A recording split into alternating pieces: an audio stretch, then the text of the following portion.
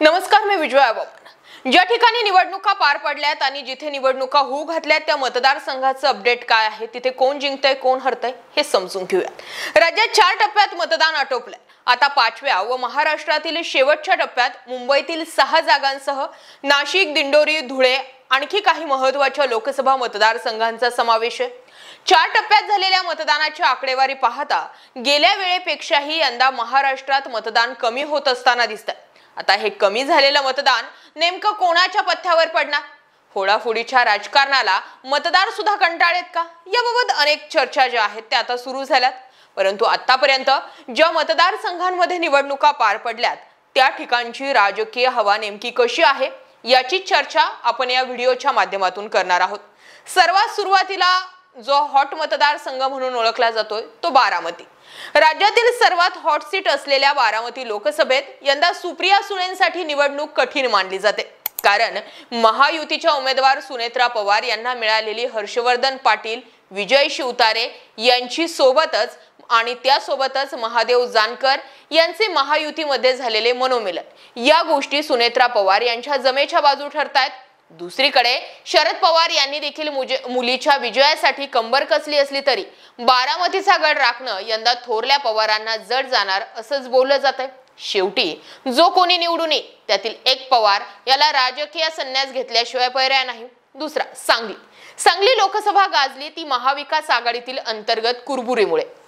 भाजपकडून संजय काका पाटील, ठाकरे गटाकडून चंद्रहार पाटील, काँग्रेसचे बंडखोर असलेले विशाल पाटील अपक्ष निवडणुकीत हे सगळे उतरले होते, त्यामुळे येथील लढती ही तिरंगी होणार आहे। परंतु स्थानिक काँग्रेस कार्यकर्ते विशाल पाटील यांचा प्रचार करत असल्यानं या लढतीत महाविकास आघाडीच्या मतांमध्ये विभाजन होऊन त्याचा लाभ संजय काका पाटील यांना होणार असल्याचं आता बोललं जातंय। पुढचा आणि महत्त्वाचा मतदारसंघ तो म्हणजे रत्नागिरी सिंधुदुर्ग या मतदारसंघामध्ये मशाल विरुद्ध कमळ अशी थेट लढत आहे। या ठिकाणी ठाकरे गटाचे विद्यमान खासदार विनायक राऊत विरुद्ध केंद्रीय मंत्री नारायण राणे यांच्या लढतीकडे राज्याचे लक्ष आहे। राणेंसाठी राज ठाकरेंनी ही सभा घेतली होती, परंतु नारायण राणेंच्या प्रचारात स्थानिक भाजप पदाधिकारी सक्रिय झाल्यानं राणेंचं टेन्शन म्हणजे सक्रिय न झाल्यानं राणेंचं टेन्शन वाढलंय। दुसरीकडे विनायक राऊत यांना वैभव नाईक, भास्कर जाधव यांची साथ वगळता उद्धव ठाकरेंच्या सभेवरच अवलंबून राहावं लागलंय, त्यामुळे येथील निवडणूक ही सुद्धा चुरशीची। नारायण राणे जर या निवडणुकीमध्ये पडतायत तर इथून पुढे नारायण राणेंचं पॉलिटिकल करिअर संपतंय। चौथा कोल्हापूरमधून काँग्रेसकडून शाहू महाराज विरुद्ध भाजपचे संजय मंडलिक असा सामना होता। शाहू महाराज यांनी निवडणूक न लढवावी असा आग्रह महायुतीकडून करण्यात आला होता, परंतु त्यांनी अखेर निवडणूक लढवण्याचा निर्णय घेतला। या ठिकाणी संजय मंडलिक यांनी रक्ताच्या वारसावरून केलेलं विधान त्यांच्या अंगावर येण्याची शक्यता आहे। परंतु असं असलं तरी दांडगा जनसंपर्क या मुद्द्यावरून मंडलिक यांचं पारडं जड आहे, परंतु या ठिकाणी सीट ही शाहू महाराजांचीच बसू शकते। नंबर 5 हातकणंगले मतदारसंघात शिंदे गटाचे धैर्यशील माने, स्वाभिमानचे राजू शेट्टी, ठाकरे गटाचे सत्यजित पाटील सरुडकर अशी तिरंगी लढत आहे। धैर्यशील माने यांच्याबद्दल असलेले अँटी इन्कम्बन्सी त्यांची जी आहे ती मायनस बाजू ठरत आहे, तर दुसरीकडे सत्यजित पाटील यांना उद्धव ठाकरेंच्या सहानुभूतीचा लाभ मिळू शकतो। शेट्टी यांना मागील वेळी लोकांनी नाकारल्यानं आणि त्यासोबतच वारंवार महायुती व महाविकास आघाडीशी संधान बांधल्यानं त्यांच्या बाबतही लोकांमध्ये जो आहे तो एका प्रकारे नकारात्मकच जे आहेत त्या भावना दिसून येत आहेत। 6वा मतदारसंघ माढामध्ये भाजपकडून रणजितसिंह नाईक निंबाळकर विरुद्ध शरद पवार गटाचे धैर्यशील मोहिते पाटील समोरासमोर आहेत। शरद पवार यांनी आपली संपूर्ण ताकद जी आहे ती मोहिते पाटलांसाठी लावली। शिवाय या ठिकाणी नाईक निंबाळकरांविरुद्ध वातावरण असल्यानं त्याचा लाभ सुद्धा मोहिते गटाला मिळताना दिसतोय। आता पुढचा आणि अगदीच महत्त्वाचा मतदारसंघ म्हणजे सोलापूर। या सोलापुरामध्ये प्रणिती शिंदे विरुद्ध भाजपचे राम सातपुते असा सामना रंगला। आयाराम विरुद्ध बाहेराम असं काहीच तिथून दिसून आलं। या ठिकाणी स्थानिक आणि बाहेरचा असा प्रचाराचा सूर राहिला। प्रणिती शिंदेंना वडील सुशील कुमार शिंदेंची पुण्याई कामाला आली तर त्या बाजी मारू शकतात। शिवाय तरुण अभ्यासक आक्रमक चेहरा असलेल्या प्रणिती शिंदेंना लिंगायत मतांची चांगली मदत होऊ शकते। प्रणिती शिंदे यांची क्रेज मोठी आहे, त्यामुळे राम सातपुतेंची सीट लागेल असं दिसत नाही। पुढील धाराशिव मतदारसंघात ठाकरे गटाचे ओमराजे निंबाळकर विरुद्ध अजित पवार गटाच्या अर्चना पाटील असा सामना आहे। परंतु या ठिकाणी दांडगा जनसंपर्क असलेल्या ओमराजेंचं पारडं जड दिसतंय। शिवाय उद्धव ठाकरेंसोबत इमानदारी दाखवल्याबद्दल त्यांच्याबद्दल शिवसैनिकांमध्ये खुद्दार अशी इमेज तयार झाली आहे। त्यामुळे या ठिकाणी ओमराजे निंबाळकर यांचंच पारडं जड दिसतंय।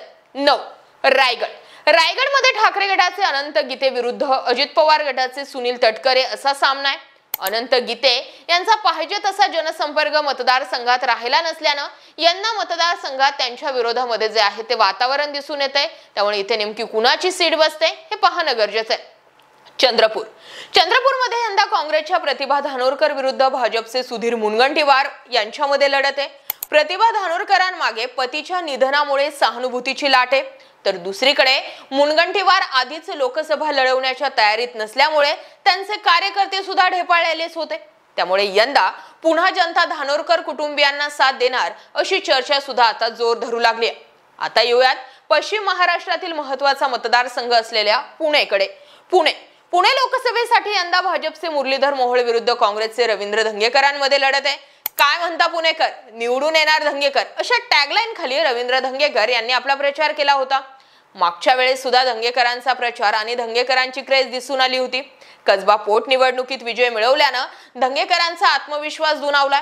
शिवाय सर्वसामान्य जनतेशी नाळ जुळवून ठेवल्यानं यंदा त्यांचेच पारडं जड वाटतंय। पुढचा महत्त्वाचा मतदारसंघ म्हणजे नागपूर लोकसभेत भाजपचे नितीन गडकरी विरुद्ध काँग्रेसचे विकास ठाकरे अशी लढत आहे। निवडणुकीचा प्रचार करणार नाही असं म्हणणाऱ्या नितीन गडकरींना अखेर रस्त्यावरती उतरून प्रचारामध्ये भाग घ्यावाच लागला। या ठिकाणी नितीन गडकरींबाबत जे आहे ते पोषक वातावरण असलं तरी येथील निकाल अनपेक्षित लागू शकतो असंही बोललं जात आहे। यंदाची निवडणूक गडकरींना पाहिजे तेवढी सोपी नसणारी असा अंदाज वर्तवला जात होता, परंतु नितीन गडकरी यांची ऑल ओव्हर नॅशनल इमेज बघितली किंवा राज्याची इमेज बघितली तर गडकरींची सीट ही 100% नागपूरमध्ये बसते। नंदुरबार लोकसभेसाठी यंदा विक्रमी असे 70% मतदान झाले। त्यामुळे विद्यमान भाजप खासदार हिना गावित व काँग्रेसचे उमेदवार गोपाल पाडवी यांची धडधड वाढली। परंतु या ठिकाणी यंदा काँग्रेसला पोषक वातावरण आहे। हिना गावित यांच्याबद्दल मतदारांमध्ये नाराजी आहे, त्यामुळे यंदा काँग्रेस या ठिकाणी बाजी मारेल अशी स्थिती दिसून येते।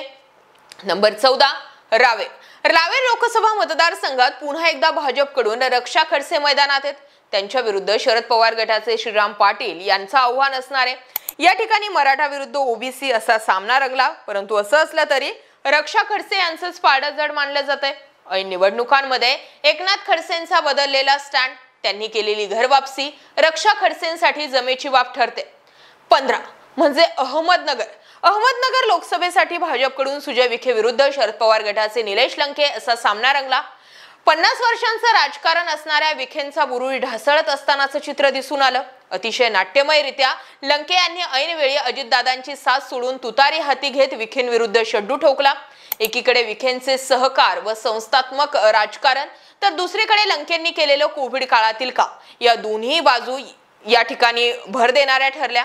असं असलं तरी सुजय विखेंबद्दल मतदारसंघामध्ये वेळ देत नसल्याची ओरड आहे आणि त्यामुळे नगरमध्ये इंग्लिश येत नसेल तरी पण चालेल, पण जनतेत मिसळणारा खासदार म्हणून लंकेंना पसंती मिळण्याची शक्यता होती। शेवटपर्यंत निवडणुका पार पडेपर्यंत विखे हे 30% आणि लंके 70% चालत होते, पण 12 मेची रात्र वैराची ठरली।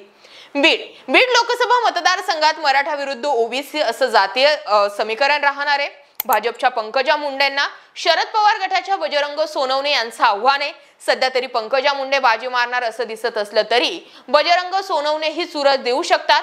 पंकजांना यंदा भाऊ धनंजय मुंडेंची साथ मिळाली आणि त्यामुळेच त्यांना हा विजय खेचून आणता आला, नाहीतर मराठा मतदारांनी पंकजा मुंडेंना जाम 100% केलं होतं। परंतु इथली लढत ही खरंच चुरशीची राहिली।